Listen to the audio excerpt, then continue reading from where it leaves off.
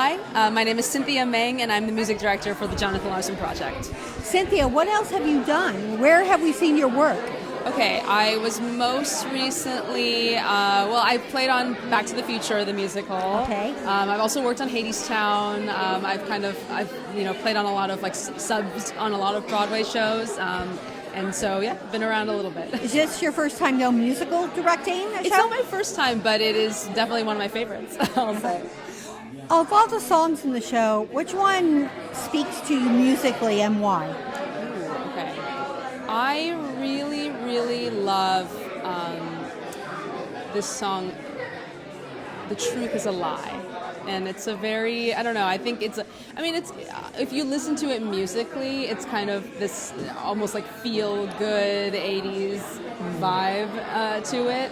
But then if you listen to it lyrically, it's kind of a bit, misleading. You have to kind of understand, I guess, what is happening and how these lyrics are sort of being painted a little bit satirically.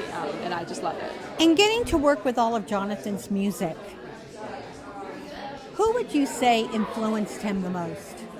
Oh, influenced him the most?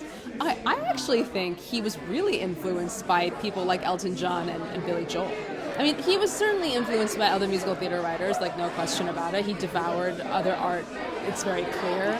But I think that pianistically, it's very clear to me to hear the influences of these sort of very piano-based sort of rockers of the 80s, 70s, and 80s. It's just very apparent in the music.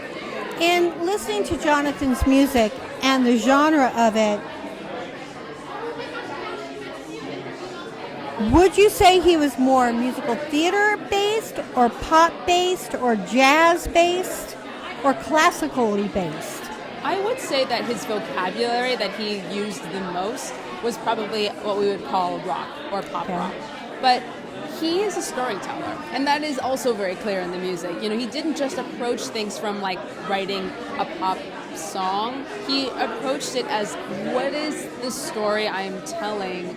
Or what story am I maybe serving with this music? So would you say he wrote the lyrics first, or the music first, or a combination of both? I can't totally say. I think probably a lot of people, it's a little bit of both. You have a fragment of a lyric here, right? You have an idea for okay, this metaphor would work really well, but also I have this cool riff on the guitar or the piano that I really like. And I would imagine that it was probably a combination of both, but that he's very driven by a good melody.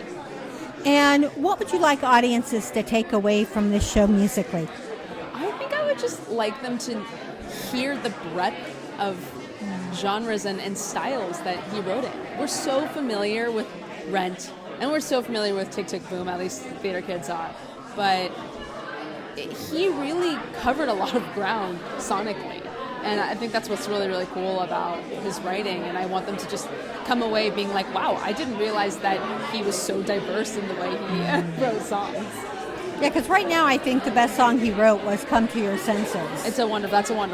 It's so good. And but honestly, I think there are some in this show where I'm that might be my new favorite Jonathan Larson song. So no, I'm looking forward to this because I saw it in its original incarnation. Okay, at the 54 then right. Then I saw it at the second incarnation. Yep. And now this is the full-fledged version. This is the full-fledged version. It's very different. Yeah. And I'm so proud of Jennifer Ashley Tepper for this. Same. She is incredible.